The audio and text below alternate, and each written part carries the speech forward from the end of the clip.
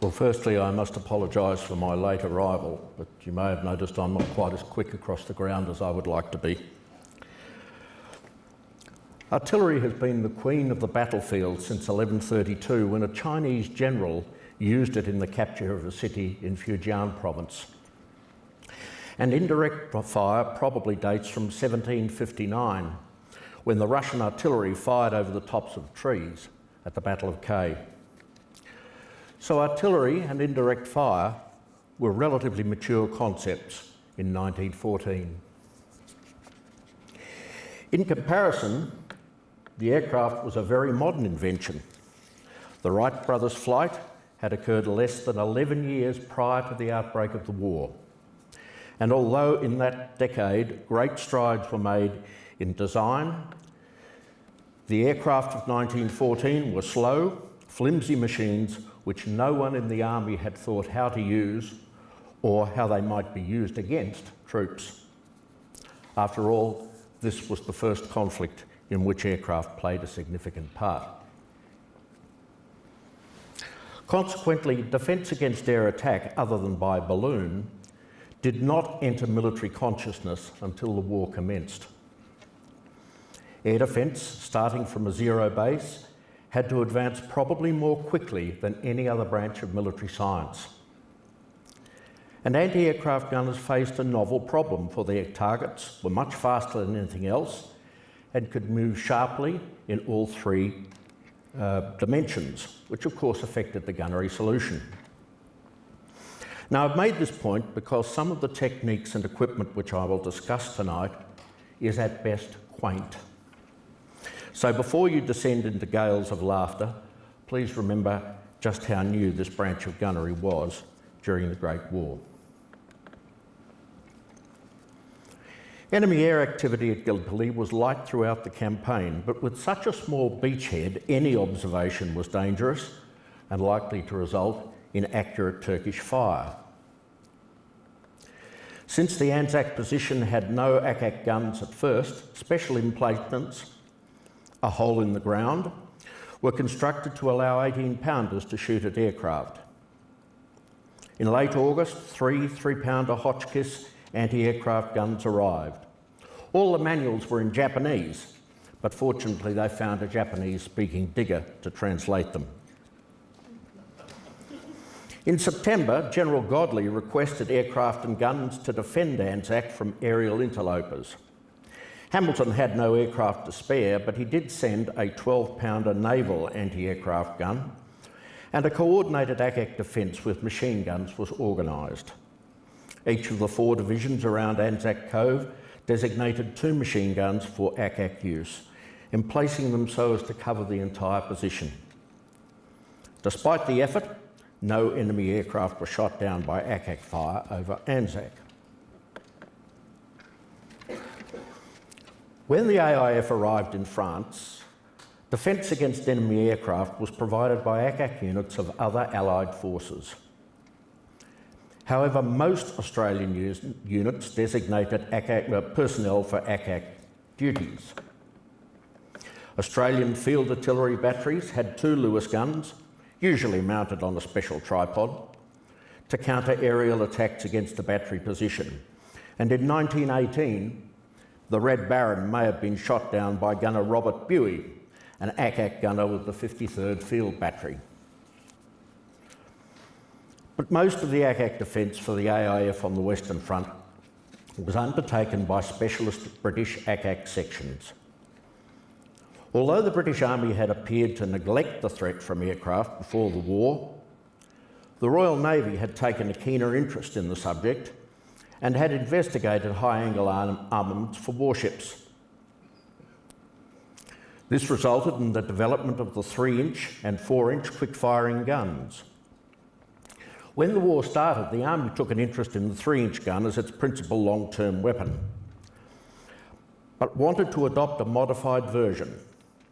However, the plethora of wartime equipment demands meant that this was not going to be available for some time.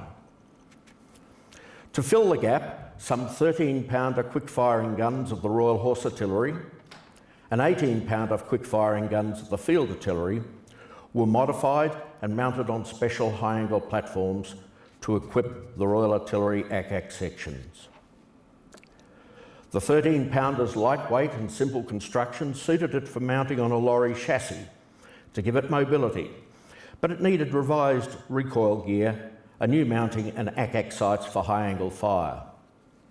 In this form, it became the 13-pounder 600 weight or the 13-pounder QF Mark III. Issued in 1915, it had poor ballistic performance. So the 18-pounder's ordnance was modified.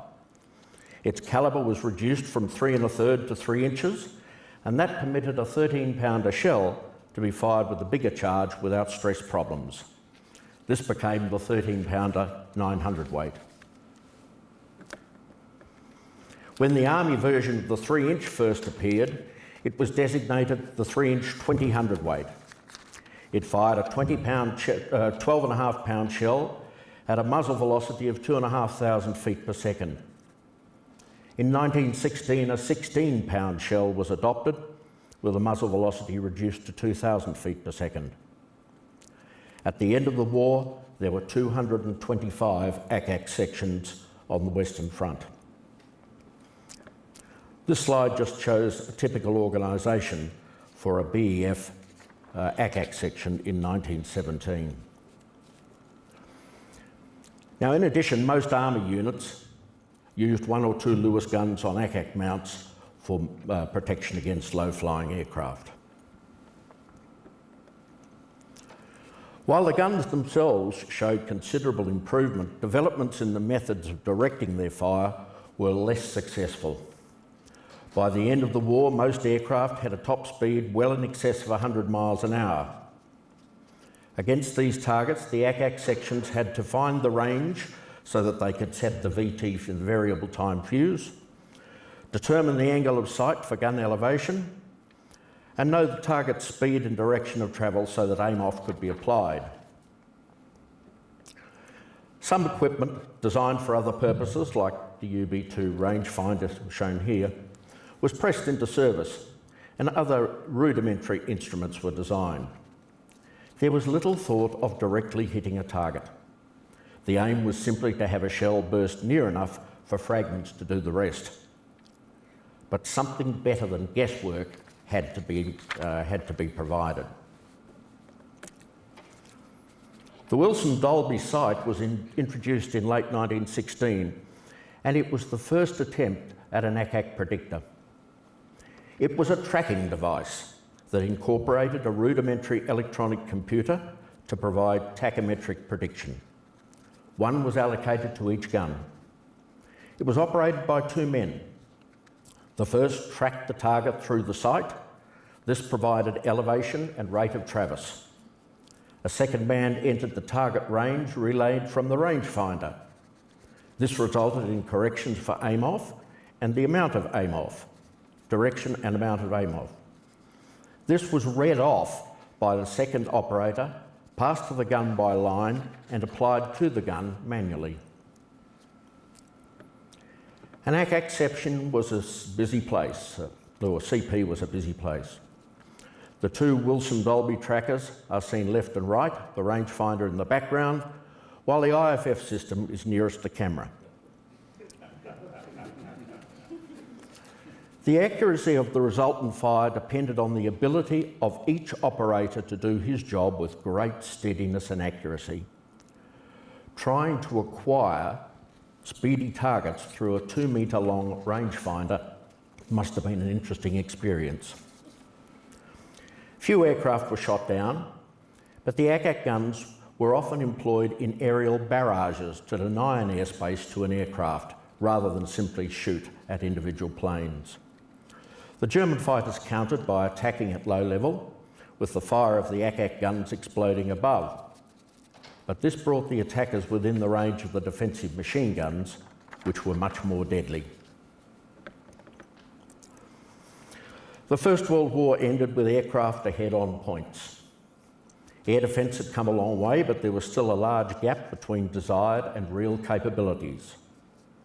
Like much of our post-war army, Anti-aircraft defences were placed on the back burner, and it was not until 1925 before the first ACAC battery in the Royal Australian Artillery was raised.